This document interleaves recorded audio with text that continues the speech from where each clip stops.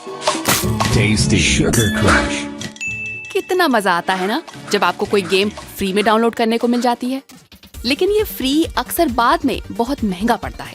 ये गेम पहले आपको रिझाते हैं, फिर गेम खेलने के बीच में आपसे ढेर सारे पैसे खर्च कराते हैं।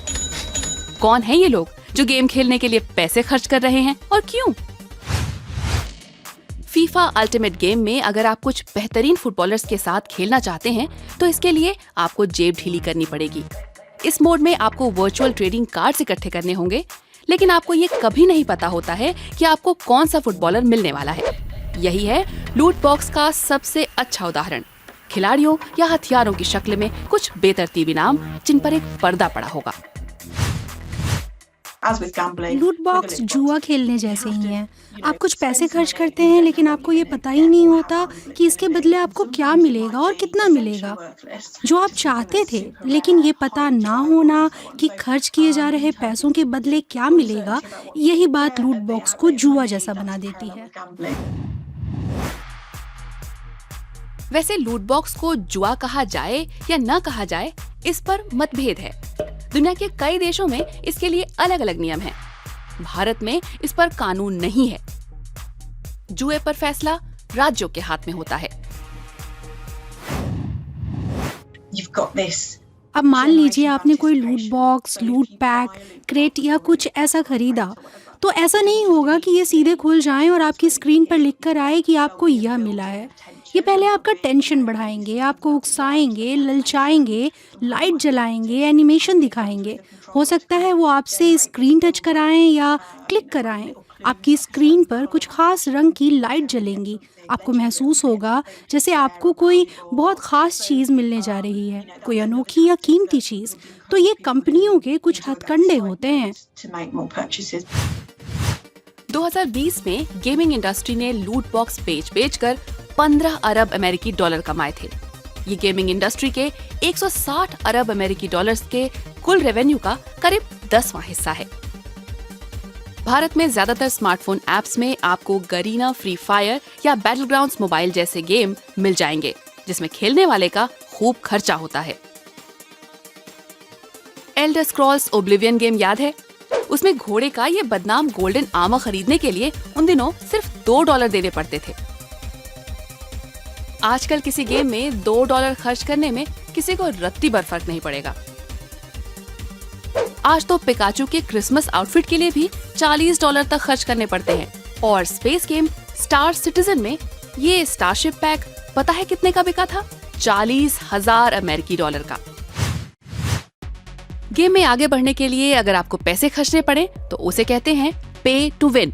हालांकि 2017 में स्टार वॉर्स बैटलफ्रंट 2 गेम के साथ जो हुआ, उसके बाद गेम बनाने वाली कंपनियां इस तरीके से दूर ही रह रही हैं। स्टार वॉर्स बनाने वाली कंपनी इलेक्ट्रॉनिक आर्ट्स यानी EA चाहती थी कि गेमर्स कैरेक्टर अपग्रेड करने के लिए भी पैसे खर्च करें। इस बात पर दुनिया भर के गेमर्स बिदक गए। EA को अपना फैसला बदलना पड़ा। अब गेमर्स पैसे खर्च किए बिना दूसरे तरीकों से भी अपग्रेड ले सकते हैं। गेम में पैसे खर्च करने वाले आखिर क्या सोचते हैं? आप खेलने में एकदम डूब चुके हैं, जीतते जा रहे हैं, मजा आ रहा है, फिर अचानक से ब्रेक लग जाता है। अब आप एकदम खाली खाली महसूस कर रहे हैं। ये ब्रेक हटाने का एक रास्ता भी है आपके पास। थोड़े से पैसे खर्च कर दीजिए। मजबूरी का चक्कर बाबू भैया, मजबूरी का चक्कर, जिसे अंग्रेजी में कंपल्शन लूप कहते हैं। ज्यादातर गेम आपको बांध कर रखने के लिए डिजाइन किए जाते हैं। इसमें खतरा ये होता है कि कोई गेमर खुद पर काबू किए बिना बहुत सारे पैसे खर्च कर सकता है। इन्हें वेल कहा जाता है। कुछ लोगों ने महसूस किया है कि गेम्स पर पैसे खर्च करना उन्हें नुकसान पहुंचाने वाला काम था। जिन यूजर्स के अंदर जुआ खेलने की जितनी ज़्यादा प्रवृत्ति होती है, उनके लूट बॉक्स पर पैसे खर्च करने की गुंजाइश उतनी ही ज़्यादा होती है।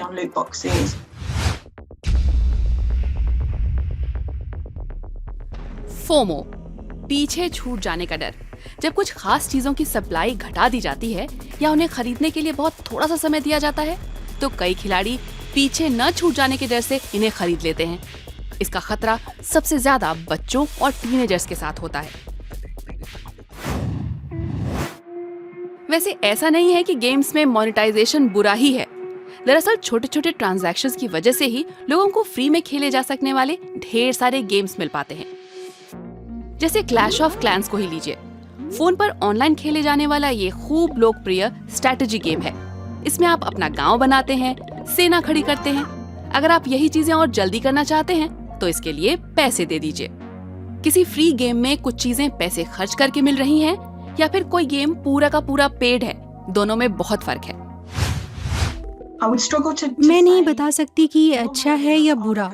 अगर किसी को लगता है कि वह हाथ बांध कर खर्च कर सकता है और उसे कोई चीज़ खरीद कर मज़ा आ रहा है, लेकिन अगर कोई पैसे खर्च नहीं कर पा रहा है या खर्च पर लगाम नहीं लगा पा रहा है तो उसकी मदद कैसे की जा सकती है? जैसे ऑनलाइन गैम्बलिंग में लोग अपनी लिमिट तय कर सकते हैं, वरना उनका अकाउंट फ्रीज हो सकता है, या फिर वे तय करें कि वो किसी खास दिन किसी खास चीज़ पर इतना ही पैसा खर्च करेंगे।